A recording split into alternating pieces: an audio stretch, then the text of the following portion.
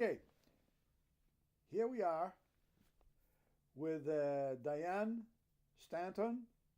Cynthia. Pardon me. We'll erase all this, so don't worry about it. Yes, Cynthia Stanton, which used to be the original Greek was what? The Stanton was Sotiropoulos. That's my husband's name, Sotiropoulos. Sotiropoulos. My maiden name was Tremos. Tremos, and that Mhm. family is from Boston, Dedham, Massachusetts. Dedham, Hmm. but the parents and grandparents were from. Grandparents were from Greece. Yeah, what do you remember? What part? Yes, my maternal grandparents were from the Peloponnesus, and my paternal grandparents were from Siachista up in the northern Oh part of Greece. yes, yes, yes. It's a Near historic Kourou. town. Yeah, yeah, yeah. Mhm. And so when did they come here, Cindy?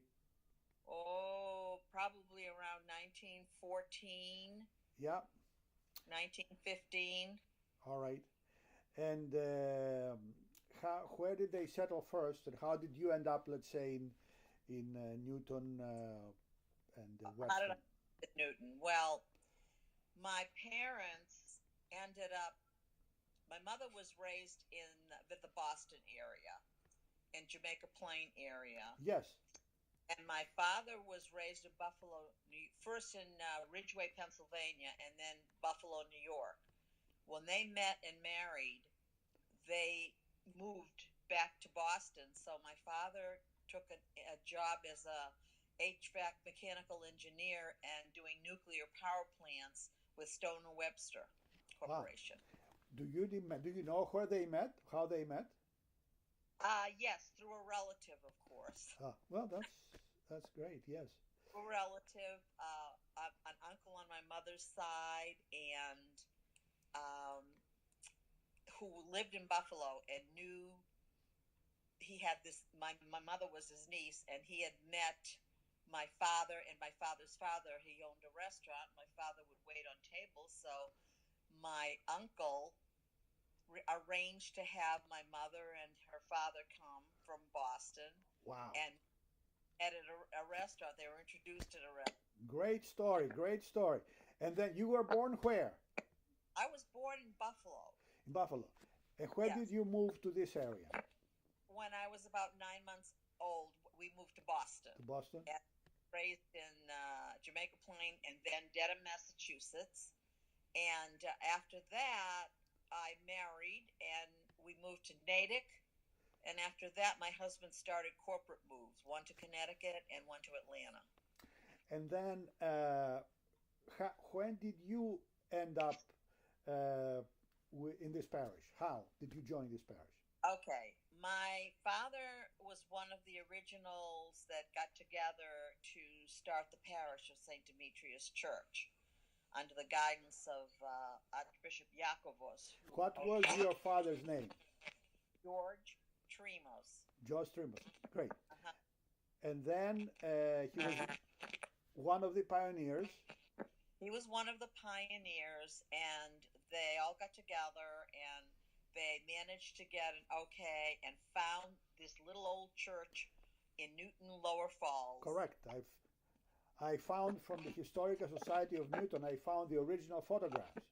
Yes, it was a small little church, Yes. and that's where we started. And I was about 13 at the time. And then my father was wonderful basso profundo and joined Jim Savis's choir, and he encouraged me to join as well, even though at the time I was 14. I was Well, embarrassed going, yeah. but he said, "You've got a good voice. I think Jim Savis will be glad to have you." Oh, And I choir till I had children. and now, how did you end up? I understand you were the first Goya president. Correct. How did that happen? Well, our parents encouraged us to start a Goya chapter.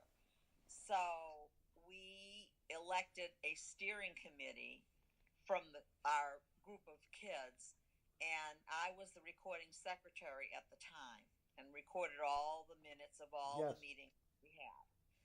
And eventually we got our charter. We applied through the archdiocese for our charter, and we received it, and we became Goya. Now, in those days, Goya was up to 35 years old. Really? Oh. Yeah. So they realized that young kids in Goya can't be out in bars drinking with the older group. Correct. So started Junior Goya, and that was from kids from about 13 or 14 up till about 19 or 20, 21. How many of you were there? Well, I made a list the other day of all the Yeah. names I could remember, and there was a good 20 of us. Oh, this is a good size. Yes, we had a good size Goya. Our first volunteer advisors were Charlie Markin and Mina Angelus. And what did you do? What were some of the activities that you did? Well, we would get together and we'd have a Goya meeting every Friday nights. We would have and then we would do something like go bowling or go get pizza or do something simple like that. We did have a few ski trips, that were led by Mr.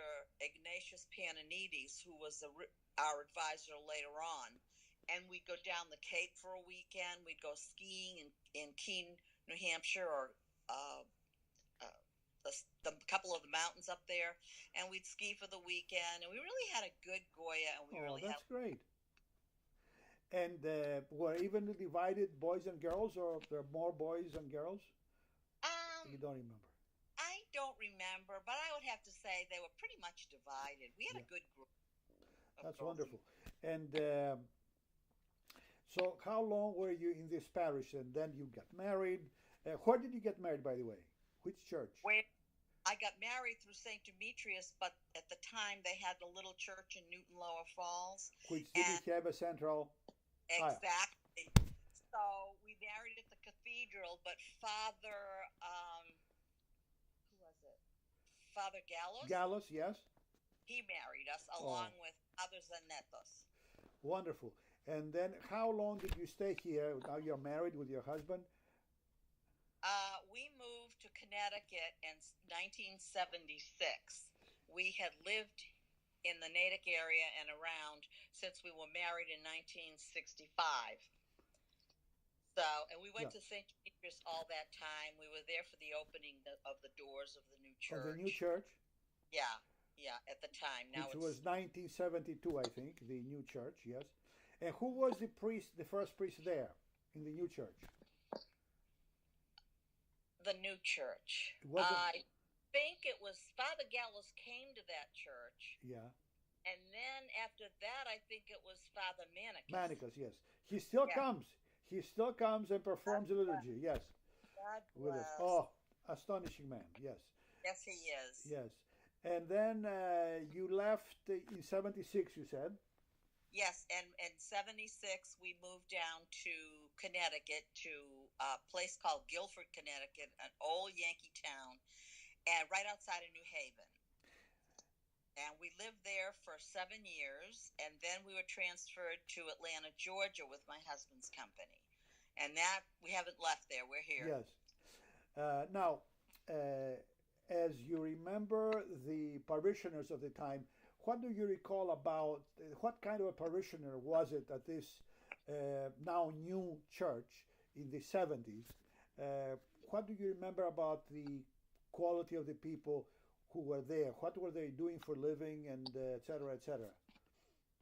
I felt that the St. Demetrius Church was an exceptional church. We had, are you there? Yeah. Okay. We had mostly professionals in our community, doctors, lawyers, engineers, just many people with a lot of talent. We were a very progressive community, and you can see by the growth that we had over the years. We were very proud. Our St. Demetrius community was a very proud community. It still is. It still is. And it's still progressive, so it's been a great thing to watch. And now you are. How many children do you have, Cindy? 2 daughters. Both of them were baptized at St. Demetrius Church. Yes. Both of them in the old church. And the Culebitras is behind the altar now, the original one that they were baptized in. I Oh, went there. oh, this is great. So now, do you have any words of wisdom for the new families that are joining the church? Yes, I think it's real important that as a family, they grow with St. Demetrius and understand the just the value and the warmth of this community. I think that they would have a lot of value to gain through joining this community and its religious and progressive ways. Cindy, thank you very much. I appreciate talking with me, and I'll let you know when this is all assembled, and so you can share it with your family.